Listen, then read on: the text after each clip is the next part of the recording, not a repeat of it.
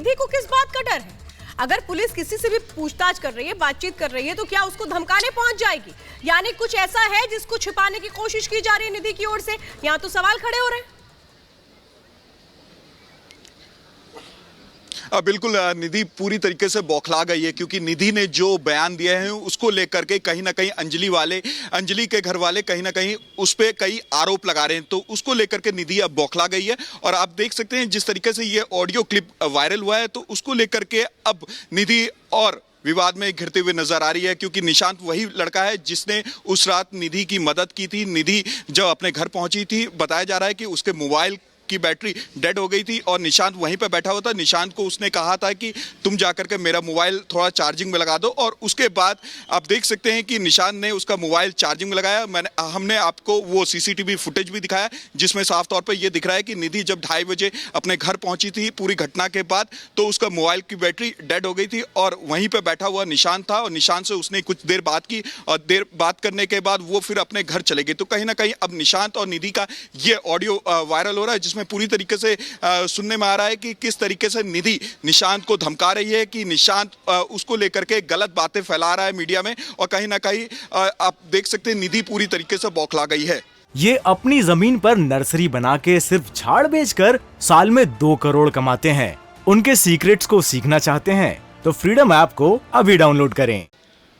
बिल्कुल लोमस, लेकिन बड़ी बात यह है, देखिए जिस दिन से निधि पहले तो सामने नहीं आती है, उसके बाद सीसीटीवी फुटेज आता है जिसमें निधि नजर आती है अंजलि के साथ, उसके बाद वो सामने आती है, उसके बाद ऐसा बयान देती है जो पोस्टमार्टम रिपोर्ट से पूरी तरीके से खारिज कर दिया जाता है, शराब पीने का। और अब इस तरीके से धमकाती हुई भी, यानी कि जो गुत्थी है वो और ज्यादा उलझती है और शक की सुई भी निधि की तरफ जाती हुई नजर आ रही है। बिल्कुल, निधि की तरफ से जो बयान दिए गए अंजलि को लेकर के, कि कहा गया कि अंजलि ने शराब पी रखा था, लेकिन जैसे ही पोस्टमार्टम रिपोर्ट आया ये क्लियर हो गया कि जो अंजलि थी, अंजलि की बॉडी में कोई भी शराब के सैंपल नहीं मिले, कोई भी नशा अंजलि की तरफ से नहीं किया गया। तो कहीं ना कहीं जो निधि की थ्योरी थी और निधि की जो स्टोरी थी, वही सवाल निधि के ऊपर उठ खड़े होते। क्या निधि ने किसी के दबाव में आकर के इस तरह के बयान दिए?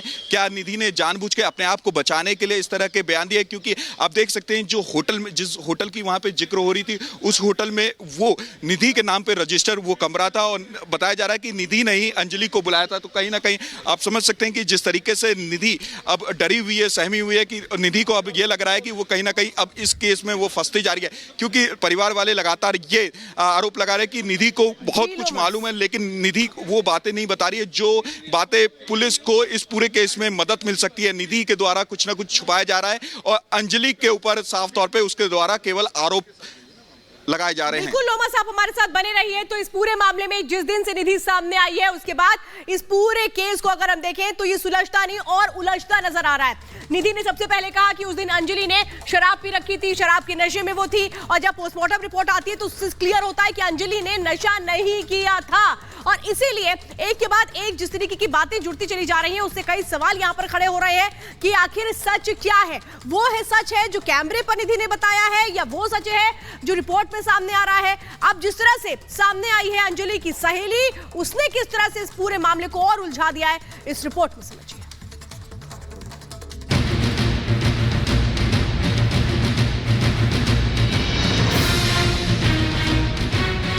कंझावला में बेटी से बर्बरता की कहानी में सहेली निधि की भूमिका पर पोस्टमार्टम रिपोर्ट के बाद सवाल खड़े हो गए हैं।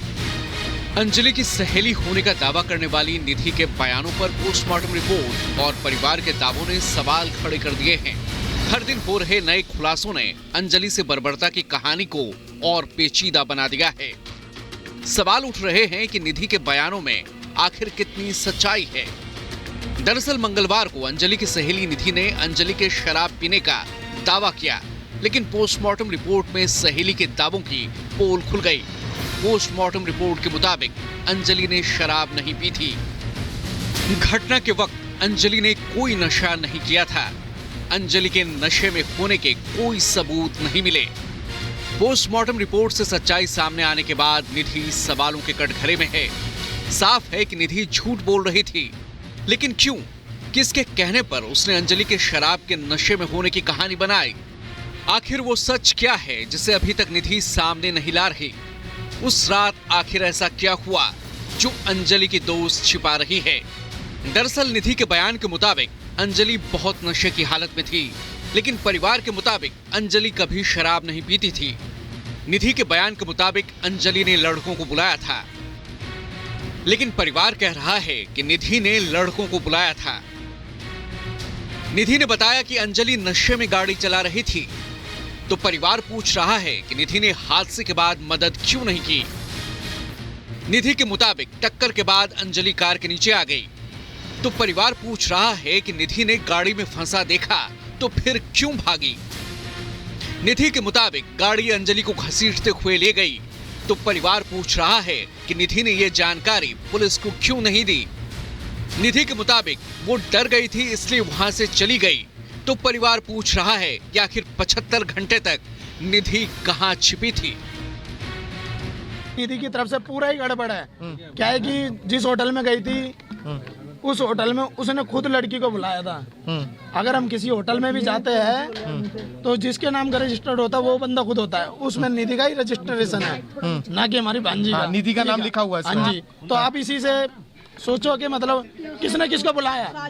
लड़के उसने बुलाए, उसने जबरदस्ती करवाने की हमारी भांजी के साथ कोशिश करवाई। अंजलि की दोस्त बार बार ये कह रही है कि अंजलि की ही गलती थी, तो मैं ये जानना चाहती हूँ कि ये कैसी दोस्त है कि इसकी दोस्त अंजलि गाड़ी के नीचे आ गई, इसके सामने आ गई, चिल्ला रही थी, रो रही थी, और ये लड़की वहां से भाग खड़ी होती है और घर में जाके सो जाती है।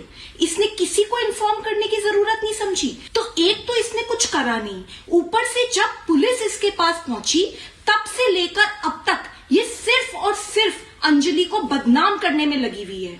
ये जो भी दोषी हैं इनको फांसी की सजा होनी चाहिए, और ये जो लड़की अंजलि की दोस्त बताती है अपने आप को, इसकी भी जांच होनी चाहिए। अंजलि की मौत की गुत्थी को निधि ने और उलझा दिया है। पुलिस निधि से कड़ाई से पूछताछ के साथ ही पोस्टमार्टम रिपोर्ट के आधार पर जांच को आगे बढ़ा रही है, लेकिन पुलिस के लिए कंझावला केस को सुलझाना बड़ी चुनौती है, क्योंकि इस कार से 12 किलोमीटर तक सिर्फ अंजलि नहीं घिसटती गई दिल्ली पुलिस की साख भी।